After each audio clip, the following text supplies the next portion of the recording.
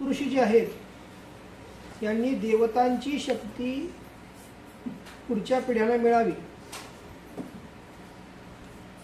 म्हणून वेदाचा अभ्यास करून मंत्र निर्मिती केली। वेद सगळे मंत्र आहेत, ते वेद मंत्र घेतले आणि काही मंत्र निर्मिती पण केली। सप्तऋषीतले एक ऋषी आहे ते म्हणजे विश्वामित्र। हे विश्वामित्र ऋषी क्षत्रियमध्ये मोडतात, बाकी सर्व ऋषी जे आहेत हे ब्राह्मणमध्ये मोडतात, म्हणजे वर्णामध्ये येतोय मी तुमच्या। तर विश्वामित्रांनी गायत्री मंत्राची निर्मिती केली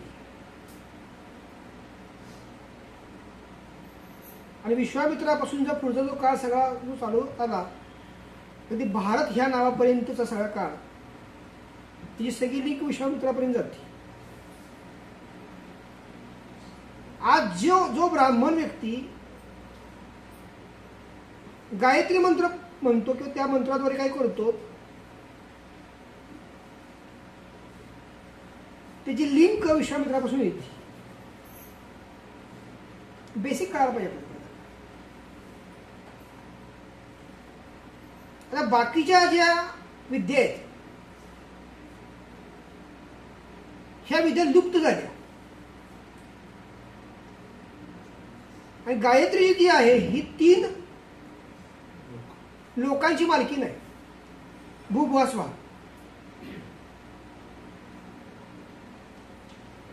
आणि गायत्री सुद्धा सिद्ध करणं अवघड आहे, कारण गायत्री शापित आहे। जिनी गायत्री निर्माण केली विश्वामित्र तिने मग त्या शाप देऊन टाकला। काय प्रसंग परत त्या गोष्टी घडल्या, तिघांनी शाप दिलेत, गायत्री व्यासाने पण दिला। तर मग आधी शाप मुक्त व्हायला करावं लागतं आणि मग ऊर्जा। हे जेव्हा दत्तगुरूंना पक्के समजून घ्या, दत्तगुरू यांनी या सगळ्याचा अभ्यास केला ब्रह्मा विष्णू महेश या विषयानं, दत्तपंथ निर्माण केला। उपासना मार्ग हा दत्तगुरूंनी पहिल्यांदा दिला। दत्तगुरूंची उपासना जो करणार मार्ग सुरू झाला त्याला उपासक म्हणलं जातं। आज तुम्ही ज्याला कुलदेवता म्हणता, ग्रामदेवता म्हणता, वास्तुदेवता म्हणता, धनधान्य देवता म्हणता, गुरुदेवता म्हणता, नवग्रह देवता म्हणता, या सर्व देवांचा मालक दत्तगुरू।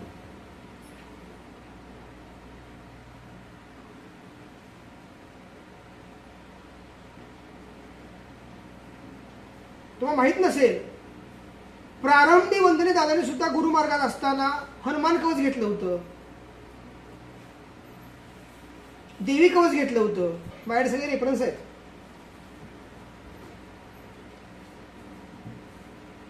सिद्धतेचा तुमचा तो सगळा काळ होता त्यावेळेचा।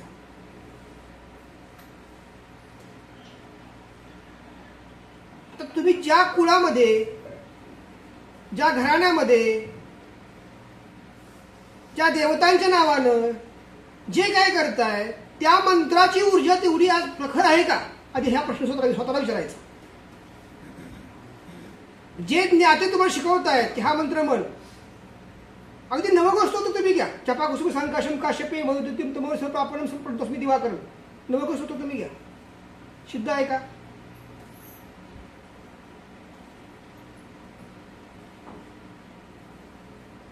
गणपती सूत्र घ्या, प्रथम वक्रतुंडांचे एकदम द्वितीयकम, सिद्ध आहे का?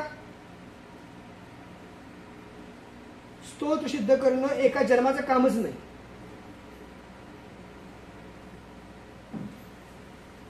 वेळ जात नाही, स्तोत्र सुरू, कर्मात नाही, मंत्र सुरू, आणि शेजाऱ्याशी पटत नाही, साधना सुरू। आपल्या साधनेचा उद्देश काय? पटत नाही।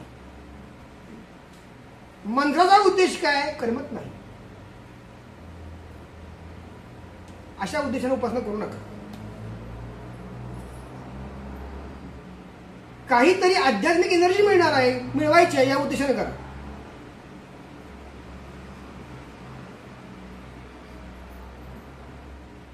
मग आता प्रचलित 2 विद्या यामध्ये वापरल्या जातात. एक म्हणजे रुद्रशक्ती आणि दुसरी म्हणजे दुर्गा सप्तशती. आता ह्या 2 प्रचलित विद्या वापरल्या जातात समाजामध्ये.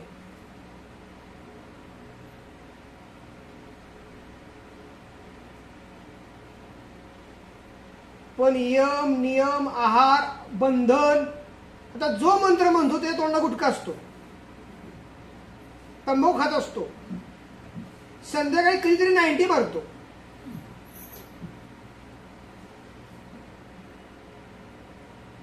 कुठलीही बायको म्हणणार नाही आमचा नवरा रात्री दारू पितो म्हणून. थोडंसं घेतात. टेन्शन येतं ना कामाचं फार. बायकोला विचारायचं की नवऱ्याबद्दल स्तुती कशी करायची.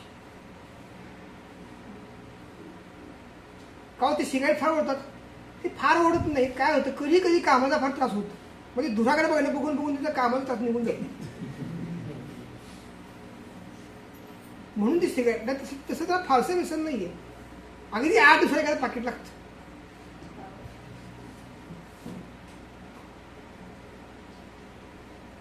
आपला तो बाबल्या, दुसऱ्याचं ते कार्ट. आणि नवरा बिघडायचं कारण काय? सासू.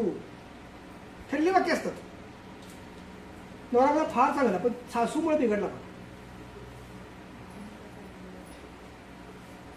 ती पण तेच म्हणती पोरगा माझा 1 नंबर. ती आल्यापासून वाट लागली.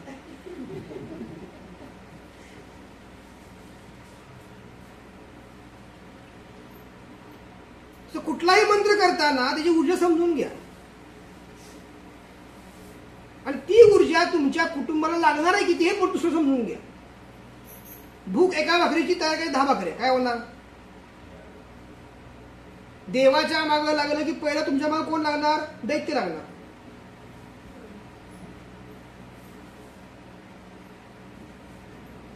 शिव उपासना करताना प्रथम स्मशान सिद्ध करावं लागतं. मग शिव उपासना तुम्ही करू शकता. दुर्गा उपासना करताना पहिला योगिनी सिद्ध करावे लागतात 64. मग दुर्गा विषयात हात घालायचा. काही माहित नसतं. आमच्या घरी कडे दुर्गा सप्तशतीचे पाठ चालू आहेत. त्या कुटुंबात कधीही प्रगती होत नाही. बघा तुम्ही ज्यांच्या घरी हे कधी केले जातात विधी, त्यांच्या घराच्या पुढच्या पिढ्यांची तुम्ही अवस्था स्वतः बघा. अहो गोमूत्र टाकायचं ज्ञान नाही. पंचगव्य कशा खातात ते माहित नाही. पंचामृत कधी वापरायचं ते कळत नाही. आणि जी पंचामृत तयार करते ती म्हणते मला दही आवडत नाही.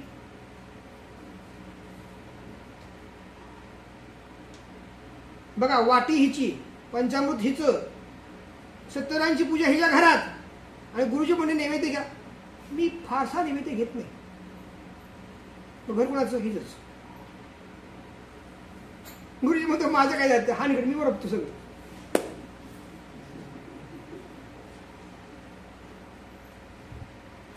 विषय कळतोय का? तूप आवडतं का? नाही. दूध आवडतं का? नाही. दही आवडतं का? नाही. साखर चालते का? नाही. मग चालतं काय? वडापाव. देव पाव नंतर आधी वडापाव. विषय कळतोय का? आता ज्या वेळेस बघा दत्त मार्गामध्ये काय गणित घडलं? का केला? आजच ब्राह्मण चुकीचा वागतोय असं नाही. त्याही काय ब्राह्मण चुकीचा वागत गेला. वेदाभ्यासाचा विपरीत परिणाम त्यांनी काही गोष्टीचा वापर केला आणि याचा लाभ शाक्तांनी घेतला. दत्तगुरूंनी पुनरुज्जीवन केलं त्या काळामध्ये समाज कल्याणासारखं. तेच काम 2,500 वर्षापूर्वी नाथाने केलं.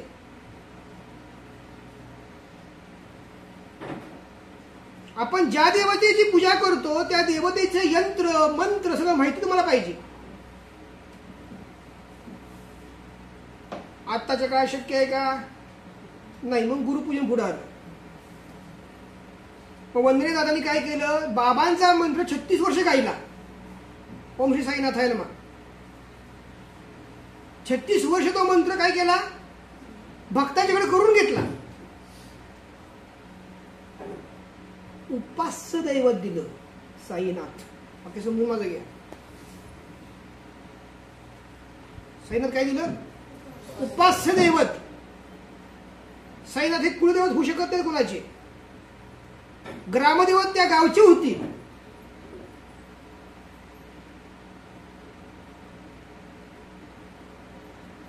उपास्य दैवत हे साईनाथ झाले. बाबांनी त्यांच्या आयुष्यात कुणाला दीक्षा दिल्या नाहीत कधीच.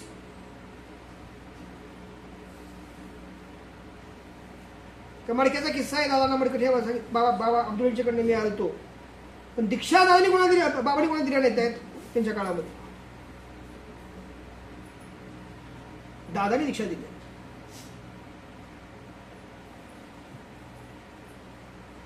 आता सोपं गणित आहे. उपासना करताना तुम्ही जे म्हणता ते मंत्र, मग नामस्मरण सुरू कधी होतं, कोण सांगेल? प्रभाकर जोशी. आता नामी तत्व हा विषय सगळा वेगळा आहे. पण आता तुम्ही जर म्हणला की बाबांचं मी नामस्मरण करतोय किंवा करते किंवा इतर ठिकाणी ऐकता तुम्ही वाक्य नामस्मरण आहे बाबांचं, अरे बाळ्या, नवनाथांचं नामस्मरण होतं का? मंत्र होते पहिले. ओम श्री मच्छिंद्रनाथाय नमः, ओम श्री गोरक्षनाथाय नमः, ओम श्री जलेंद्रनाथाय नमः, ओम श्री कांडीपनाथाय नमः, शेवट ओम श्री साईनाथाय नमः मंत्र होते. नामस्मरण कधी आलं? कारण दीक्षा दिल्यानंतर. तू कारण दीक्षा घेतली आहेस का?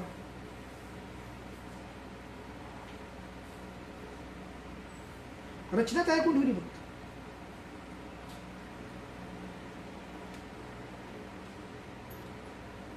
दीक्षा पहिली कुठली आहे? उपासना. दीक्षा दुसरी कुठली आहे? नामस्मरण. दीक्षा तयार कधी होईल? तुमच्या मंत्राचं कारण काय आहे आता सांगा मला. मी मंत्र करताय ना, अरे किरण कशा करताय? आई का करताय, परमार्थी का करताय? हा, आई का करताय? मग आई का करता? नामस्मरण नाहीच आहे, मंत्र आहे. ऐहिकासाठी नामस्मरण हा शब्द विशेष नाहीये. ऐहिकासाठी मंत्र आहे आणि मंत्र हा सिद्ध करावा लागतो. त्या काळात दादांनी मंत्र प्रत्येकाकडून सिद्ध करून घेतले होते. आता मला सांगा, आजोबा डॉक्टर आहेत म्हणून नातू डॉक्टर होईल का? हा, का नाही होणार? डिग्री घेतली पाहिजे, शिकला पाहिजे. पण तुम्ही काय म्हणताय की नामस्मरण सिद्ध राहत, आम्ही जे करतो सगळं नामस्मरणच करतो, असं कसं? मी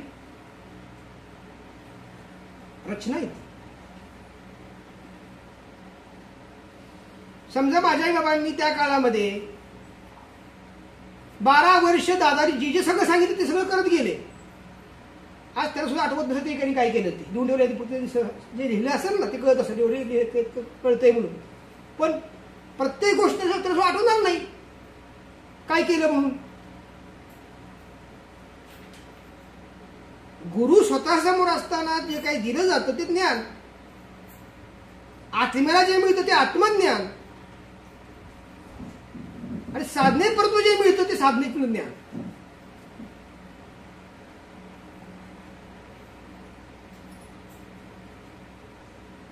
मग आज तुम्हाला समाधी कशी लावायची, धारणा कशी करायची, ध्यान कसं करायचं ज्ञान आहे का? मग तुम्ही कसं कुठे गेला नामस्मरणात? शक्यच नाही तुम्हाला नामस्मरण येणं. तुम्ही मंत्र करू शकता. मंत्राने प्राप्त काय होणार?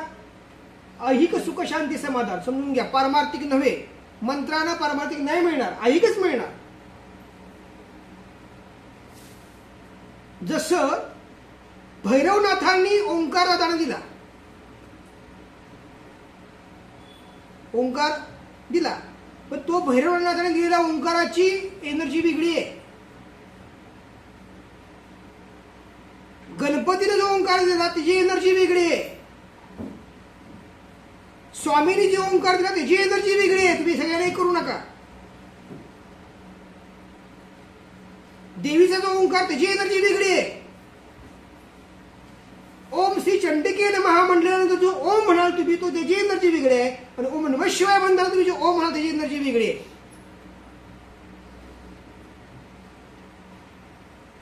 जसं की नाव सोन्या, 10 प्रकार 10 माणसं सोन्या नावाची आहेत, मग ती काय घरची होणार नाहीत. तसे ओंकार जो आहे, प्रणव टाहो हा शब्द जो आहे हा फक्त नाव कोणा होतो? श्री नरसिंह सरस्वती. तो जगदंबेकडे लागू नाही होणार, ती एनर्जी वेगळी आहे. तो गणपतीकडे लागू नाही होणार, गणपतीकडे काय आहे? आकार उकार मकार आहे, ती एनर्जी वेगळी आहे. म्हणजे जोपर्यंत तुम्हाला एनर्जीच कळत नाहीत, मंत्र म्हणून उपयोग काय? मंत्र कसा पाहिजे कळायला पाहिजे. आता काही लोक बघा नाकातनं ओम श्री साई नाथाय नमः नाकातनं म्हणतात, किती वेळा ऐकतो. कंठ म्हणजे काय? घसा म्हणजे काय? नासिका म्हणजे काय? नाभी म्हणजे काय? हृदय म्हणजे काय? मी जरी म्हणलं तुम्हाला ब्रह्मात्म ओंकार करा, अजिबात करता येत नाहीत. फक्त तुम्ही म्हणता मी ब्रह्मात्म ओंकार करतो. कशाचा ब्रह्मात्म ओंकार करताय? ब्रह्मात्म ओंकार तुम्ही जर 10 केले ना, तिथं मुशीत येऊन पडाल, आडवं व्हायला लागलीस, पेरणारच नाही तुम्हाला गोष्टी त्या.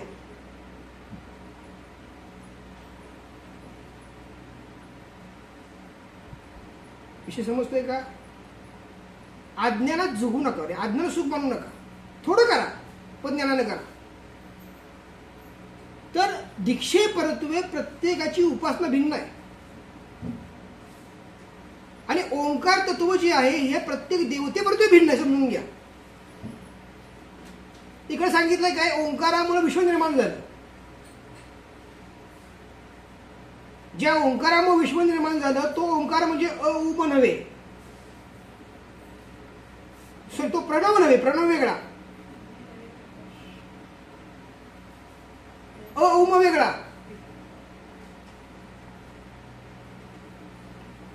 आता ओम श्री साईनाथ आहे, मला जो ओम दिलाय त्याचा अर्थ वेगळा आहे. काही ठिकाणी सांगितलं जातं धर्मशास्त्रामध्ये की ब्राह्मणे जिच्या काही जाणवं नाही त्यांना ओम म्हणायचं नाही. हे कोण सांगतं? शंकराचार्य सांगतात. बघा तुम्ही, ते त्यांच्या पद्धतीने बरोबरच आहे. कारण जे ऋचा आहेत, संस्कृत ज्या ऋचा जे वेद आहेत त्यात ओम आहे. तो ओम म्हणायचा अधिकार कोणाला आहे? ज्याच्या काही यज्ञपवित आहे त्याला तो अधिकार आहे. चुकीचं काहीच नाहीये, आपली समजुतीचा घोटाळा सगळा आहे. म्हणून माझं स्पष्ट मत असं असतं, प्रत्येकाला प्रत्येकाचं कर्म करावं ते करू द्यावं, कोणाची टिप्पणी कोणी करूच नाही. सगळी ज्ञानी कशी होतील बरं सांगा बरं? होणारच नाही. सगळ्या ठरवून मी पंतप्रधान होणार आहे, मग पंतप्रधान कोणी व्हायचं?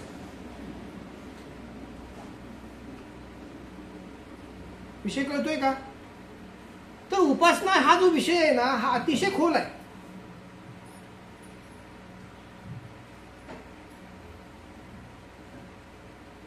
आता सेवक हे नाव काय आहे? तुम्हाला कल्पना आहे का? तुम्हाला उपासनेबद्दल काही शंका आहे का? मी सांगितल्याबद्दल आता ओंकाराबद्दल तुमची काही शंका आहेत का? मंत्राबद्दल काही शंका आहेत का मॅडम? सप्तशती करताना तो सप्तशती जी आहे ही शापित आहे. शापमुक्त केल्याशिवाय म्हणायला अधिकार नाही. रुद्र शापित आहे, माहिती तुम्हाला? हे करताना सगळ्या गोष्टी आहेत त्यामध्ये. हे साधं सोपं गणित आहे. गणपतीची 12 नावं आहेत का नाहीत? हे सगळ्यांना माहित आहे 12 नाव गणपतीची आहेत. पण तुम्ही गणपतीची कुठल्या पूजा करता? कुठल्या नावाच्या? म्हणजे वक्रतुंड करता, एकदंत करता, कुठला करता नक्की? का आय डोंट नो करता? असं कसं करून चालेल? दिसणारा व्यक्ती बाप होणार नाही, दिसणारा व्यक्ती आहे होणार नाही. प्रत्येक व्यक्तीला काही महत्व आहे. प्रथम वक्रतुंडांच्या एकदंतम द्वितीयकम तृतीय कृष्ण पिंगाक्षम चतुर्थकम पंचवन्न मुजन. नक्की तुमचा गणपती आहे कुठला? लांबडा उजरा असणारा आहे दात गेलेला एक आहे, लांबडी सोडा असणारा आहे. नक्की तुम्ही कुठे गणपतीवर प्रेम करता का गणपतीच्या माणसावर प्रेम करता?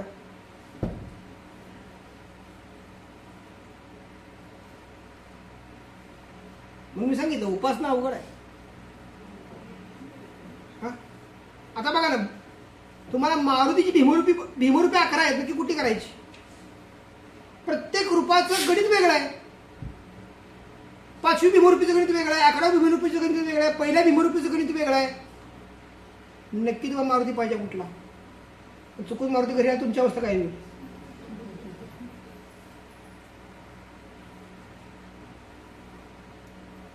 काय कळते का नाही कळते का वर्ण गेलं सगळं. कुणाला? तुमच्या घरात गणपती आहे का नाही? आहे का नाही? कुठला गणपती आहे 12 पैकी?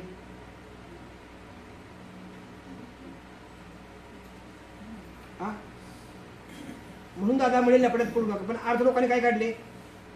दादा म्हणे गणपती पूजा करू नका, हे चांगलं आहे का असलं? मी म्हणतो अजिबात चांगलं नाही, पण समजून घेऊन कर ना.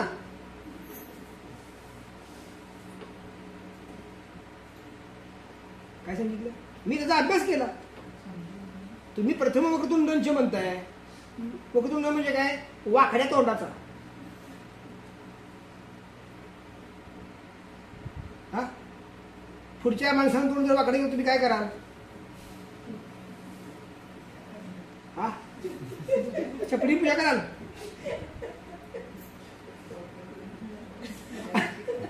अहो माणसाला म्हणतो, देवाचं म्हणत नाही तुम्हाला.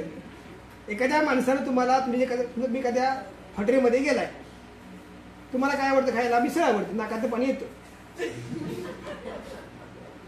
मिसळ मागवली आणि प्रथम वक्रतुंडांच तिथल्या माणसानं तोंड वाकडं करून तुम्हाला दिलं, काय कराल तुम्ही? तुम्हाला ती मिसळ नाकात पाणी यासाठी वाटेल का?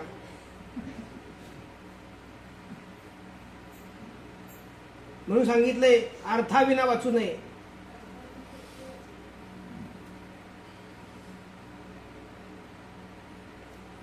लक्षात येतं का? तर उपासना हा विषय फार काय आहे, गहन आहे. म्हणून दीक्षा पुढे आल्या. दीक्षा काय आल्या हे तुम्हाला समजणार नाही म्हणून दीक्षा पुढे आल्यात.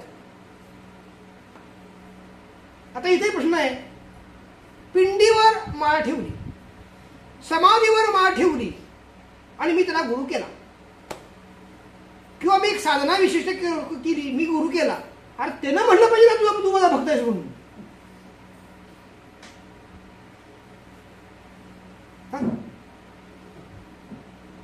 त्यानं म्हटलं पाहिजे का नाही बाबा तू माझा भक्त आहेस?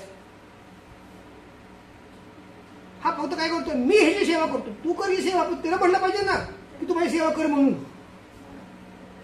लग्न करताना तुम्ही एकल लग्न जर केलं, तू माझा नवरा किंवा तू माझी बायको, मी लग्न करणार आहे, काय लग्न होईल का?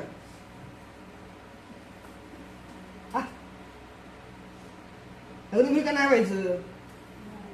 मग पिंडीवर रुद्राक्षाची माळ ठेवायला निघालाय, किंवा एखाद्या समाधीवर ठेवायला निघालाय, किंवा जे माध्यम अविकसित आहे त्याच्याकडनं उपासना शिकायला निघालाय, तुमच्या आयुष्याचं काय तयारी होईल?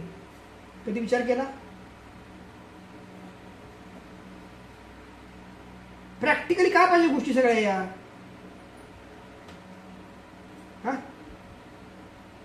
आपल्याला सवय लागेल, दिसत आहे नमस्कार काय घरी नाव टांगणं मंदिरी चरण डोळ्याला पाहिजे तुझी. अरे महाराज कर नमस्कार, आली पालखी कर नमस्कार, आणि दिंडी कर नमस्कार. आज कोण बसले कोण असतो?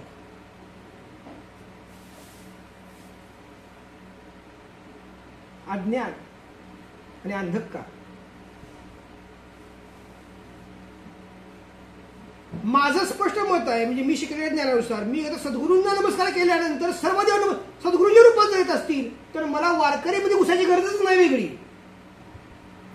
आमच्या घरापासून पालखी निघाले, नमस्कार करणार, काय गरज आहे? घरी बसले सद्गुरू बसलेत ना, ते सर्वस्व आहे.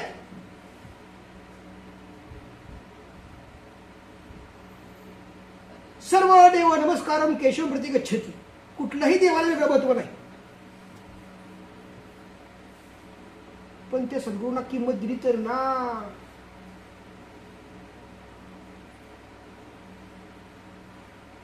काय कळलं?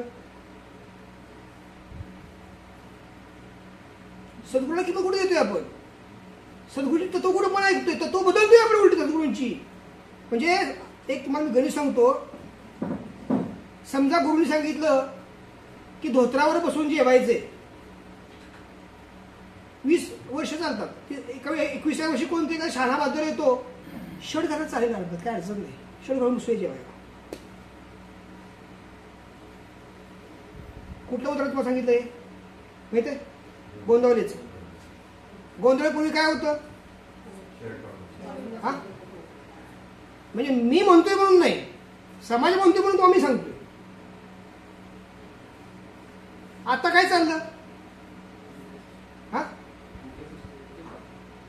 तसं दादांचे सेमिनार काढून बघा, 6, 7, 8. त्या दादांना कलर कपडे अजिबात चालत नव्हते सेमिनारमध्ये. आरतीला बसलाय, लुंगी लुंगी सुद्धा जात नव्हती. ज्या ठिकाणी ह्या त्या दीक्षा पुढच्या होत्या, कारण महाकारण कासोडा कंपल्सरी पाहिजे. सगळं आपण म्हणून बसलो धाब्यावर. आता आम्ही ती पाळतोय, तर काय करायचं? म्हणजे उपासना अवघड आहे. आता बघा ना, त्या विषयाच्या उपासनेनं परिपूर्ण असलेला त्याला सेवक म्हणतात. काय कळलं? हा, लिहायचं पण कळलं झालंय का? त्या उपासनेच्या विषयानं परिपूर्ण जो कोण आहे तो सेवक. आता तुम्हाला माझा प्रश्न आहे, तुम्ही बसायला जे आसन वापरता ते का वापरायचं? सेवक आहात ना, द्या उत्तर. मग ते आसन जर खांद्यावर घेतलं तर बिघडेल का? द्या उत्तर. चुकून जेवल्यानंतर हात त्याला पुसला तर बिघडेल का? द्या त्याला उत्तर. त्याच्यावर उभं राहून हरी उत्तर म्हणत चालेल का? द्या त्याला उत्तर. सिद्ध केलं म्हणजे असं नक्की काय केलं? द्या उत्तर. आहेत का उत्तर? लोकरीच आसन का वापरायचं? द्या उत्तर. तुम्ही म्हणा घोगरे वापरायचं, आम्हाला सांगा लोकर वापरायला, काय गरज आहे? द्या उत्तर.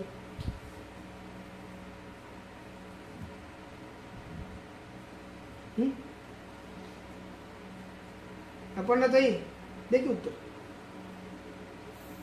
हे प्रश्न चुकीचे आहे का बरोबर आहेत? तुम्ही जो सत्यनारायणची पूजा घरी घालत असाल, कधी जे गुरुजी तुमच्या घरी येत असले, गुरुजी बसायला पूजेसाठी, ते कशा बसतात? हा, पाठ किंवा 20 रुपयाचं बसकर. सत्यनारायण मिळतो 20 रुपयाच्या बसकरामध्ये.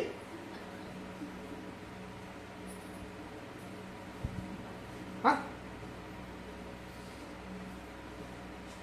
20 रुपयाचा बसकरामध्ये सत्यनारायण मिळतो का?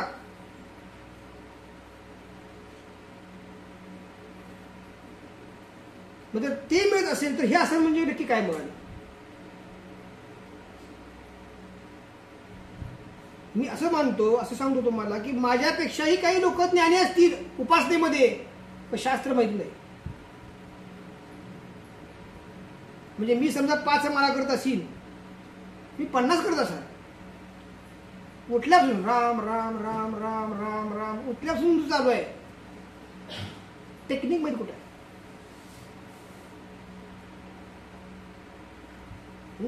पण तरी सांगितलं जेविता खेळीता ते तू दत्तमय झाले, पण ती अवस्था कुठली आहे? ब्रह्मावस्था आहे ती. हे आगो करताना म्हणत बसेल जय गंगे भागीरथी, कोण पण येत आहे? काय कळतंय का विषय? काय सांगतोय? सेवक म्हणजे काय? तुम्हाला जी आयुध दिली, आयुधाचा अर्थ काय? असं दिलं, झान दिली, कार्ड दिलं, धोतर तुम्हाला सांगितलं वापरायला, जरब तुम्हाला दिलं घालायला. हे का करायचं? यासाठी परत ज्ञान पाहिजे.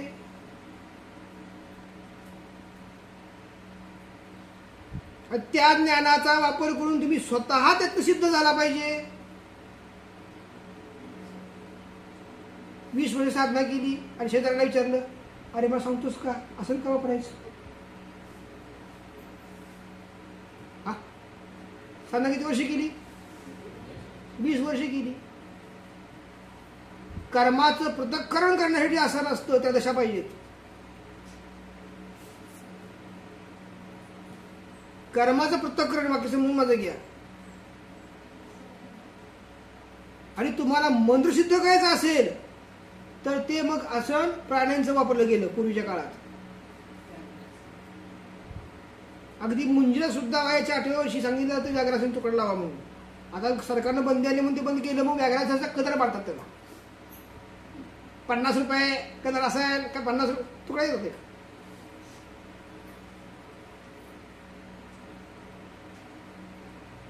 कळते का? मग आपण हे जे संस्कार करतो, उपनयन संस्कार खाण्याकरता जातो का विधी करता जातो? का एक दिवस पुढे ढकलण्याकरता जातो? आजचा पण दिवस गोड जाणार आहे. घरी काय बायको रोज खायला विषय घालत नाही, मस्तपैकी उपनयन संस्कार द्यायचं, भरपूर खरी मागणी घरी निवडेच. लग्नात सुद्धा जाताना त्या जोडीला आशीर्वाद द्याय करता जाता का जेवाय करता जाता? आता हल्ली तर फॅशन आहे, आहेर कुणी आणू नये. आम्ही कुठे त्याची बाळ उत्सुकता फार होती. जायचा खर्च आमचा झाला पुष्कळ झाला, त्या खर्चाचं जेवण मिळतं आम्हाला. आणि नंतर खेळायला सुरू असतं, मग काय पोरगी आहे, काय मुलगा आहे, खरी आम्हाला अशी मुलगी कशी काय भेटली, आपल्या पोरगे सगळ्यांना होतंच चांगलं पण चांगली पोरगी भेटली. हे खाल्लेल्या अन्नाच्या बद्दलचे जे ढेकर येतात ना बाहेर, तेव्हा सगळं चालू असतं पचेपर्यंत. आणि चुकून जर तुटलं फटलं तर ते तसंच होतं, ते घडणारच होतं, मला माहित होतं. काय आशीर्वाद दिले वा, त्यांचं खबर आला. आशीर्वाद काय दिले? ते घडणारच होतं, ते माहित होतं. हे की नाही? हे विधी काय सगळी चालले तसं सध्याची.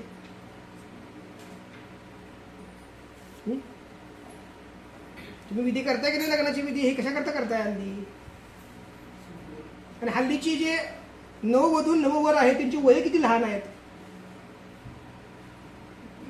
हा, एखादा केस पांढरा झालेला असतो, ते खोरं मारून मारून मारून ती केस काढून टाकतो लग्नाला बसण्यापूर्वी. कळू नये ना आपलं केस पांढरे झाले म्हणून. नववध शिक्षणामुळे आता काय होतं, आम्ही काय लवकर करणार नाही. हा, सेट्टल व्हायचंय. काय व्हायचंय?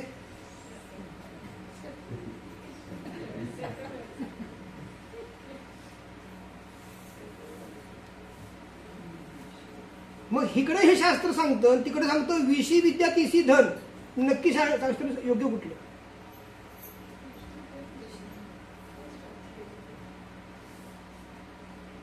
तुम्हाला एक माहिती आहे गणित, तुम्ही जितकं कर्म ताणाल तितकं ते तुम्हाला ताणतं. काय सांगितलं? कसं सांगा बरं? तुम्हाला गुरु म्हणजे गुरुपौर्णिमेला या आणि मित्रमैत्रिणीचं लग्न असेल त्या काळामध्ये, काय करा? दादा सेमिनारला जमणार नाही, उत्सवाला खायला येतो. लग्न झालं तिथलं खातो, तुमच्याकडे खातो. तुमच्या गाडीचं समाधान तुम्हाला तोंड दाखवल्यापासून, आणि तिकडे काय समाधान ते ना, आणि दोन्हीकडे समाधान आम्हाला.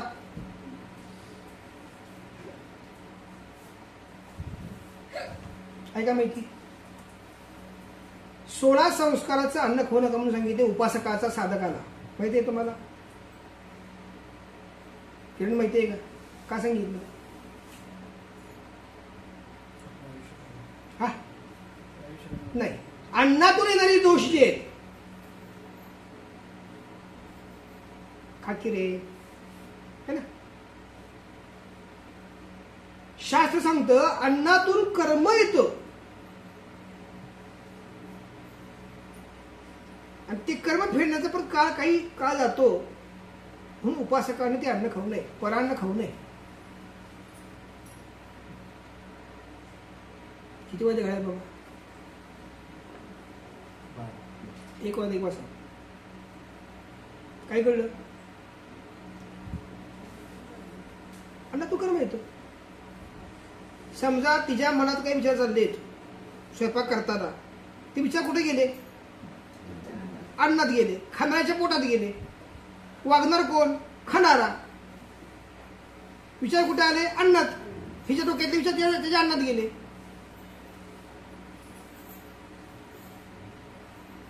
पण पूर्वीच्या काळामध्ये वाटायचं फक्त.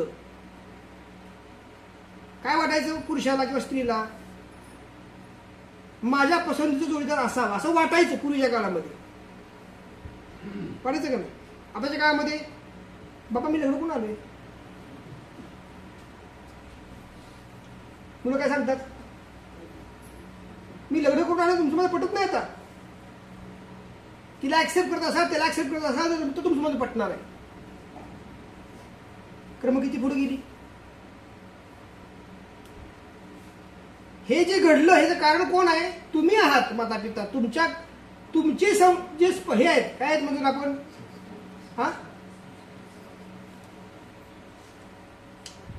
तुमचे काय आहेत? जीन्स, गुणसूत्र पुढे प्रवाहित झाली. मुलगा ऐकत नाही याला कारण कोण? आई वडील. कारण नवरा कधी पटत नाही, मुलगा ऐकत नाही. सोपा आहे.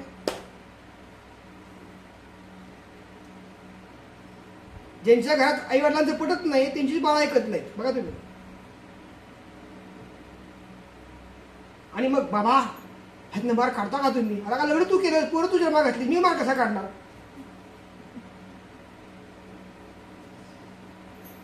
साधना कर. पॉझिटिव्ह वगैरे तयार कर घरामध्ये. तिथे गोंधळ असतो.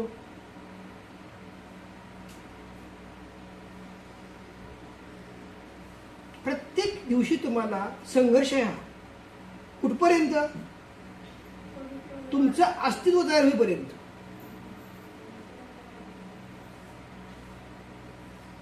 तुम्ही मला एक सांगा, आता ही लहान लहान मुलं आहेत, तर कमवायची अक्कल नाही आहे का? ही मुलं म्हणतात तू कुणाकडे कमवतीस? आमच्याकडे कमवतीस ना. हा शब्द उच्चारल्यानंतर 2 मुस्कळीत काय मिळत नाही त्या मुलाला? हा माझा प्रश्न माता पित्यांना नाही. हे खुद्द हे काय हो?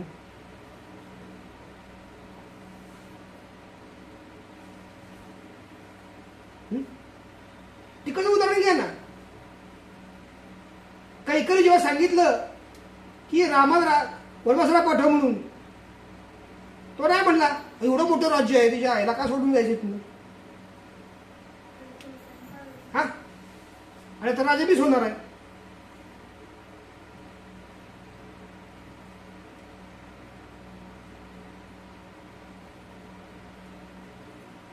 मुलांना पांघरून घालणं हे भविष्य काळाचं काय आहे? संकट आहे. आणि संकट त्याच्यावर आहे, ते तुमच्यावर नाहीये. तुम्हाला फक्त काय करायला? तुम्ही फक्त म्हणणार आहे माझ्या पोराला असं झालं बघा, बघतोय तो.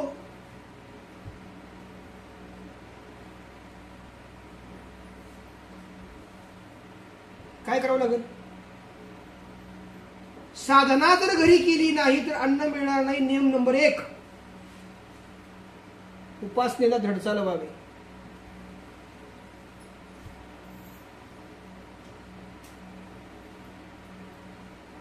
नियम नंबर 2, नवरा ऐकत नाही ना, कधीतरी गोळीत घ्या आणि विचारा तुझं माझ्यावर प्रेम किती आहे? 1%, 0.5%, 0%, -0 काहीतरी आहे का? माझ्याकरता साधना कर. होईल का नाही? तुम्ही ऍक्सेप्ट केलंय तो साधना करणार नाही, तो माझा ऐकणारच नाही. ऍक्सेप्ट केले का तुम्ही? नाही केले.